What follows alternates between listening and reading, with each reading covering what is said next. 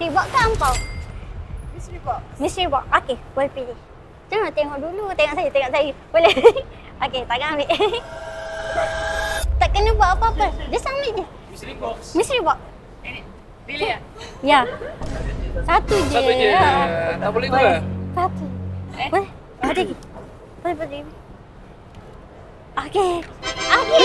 Thank you. Mystery box ke ampau? Apa banyak? Kena tengok dulu lah. Nak mana dulu?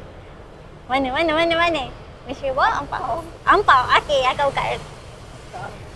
RM 100. Ya, akak boleh tengok. Dapat 100? Ya, 100. Akak dapat. Kita bagi akak. Betul. Ya. Betul. Okey, akak kena redeem ni. Sebenarnya akak kena redeem ni last 15 hari bulan lah. Okey, sekarang pun boleh. Cuma ni kita akan bagi dekat akak. Ni confirm akak dapat tau. Confirm akak dapat. Akak group selfie pakai baju warna merah je. Ada ke? Ada ke? Kot. Boleh. Straight bandar ada kat belakang. Lagi kat mana tadi? Okey, okey, group selfie saja. Pakai baju warna merah. Lepas tu akak follow kita punya TikTok, My Syarikat. Okey. Akak boleh? My Syarikat. Okey, thank you akak. So, Mantap kak. simple je rules dia. Tapi kalau kata akak buat ni, confirm akak dapat. So, seorang je lah kan dia gambar saya je lah kan? Group selfie. Group.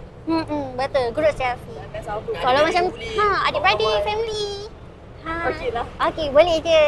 Ni confirm akak dapat. Lepas tu, sebab akak sporty dengan kita hari ni, okey, kita ada satu gift lagi extra nak bagi kat akak. Special punya.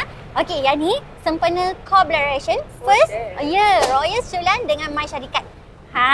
Okey. Honeymoon. Ya Allah. Single. Mantap. Dengan bapak dan family. Ada. Dengan family boleh je. Okey. So yang ni akak just pergi dekat link Royal Sulan nanti. Okey. Ni saya tunjuk dengan akak. Okey. So akak boleh pergi any branch Royal Sulan. Okey. Termasuk dekat London. Ya. Akak akan dapat discount staycation dekat situ. Okey. Okey. Jumpa lagi. Okey.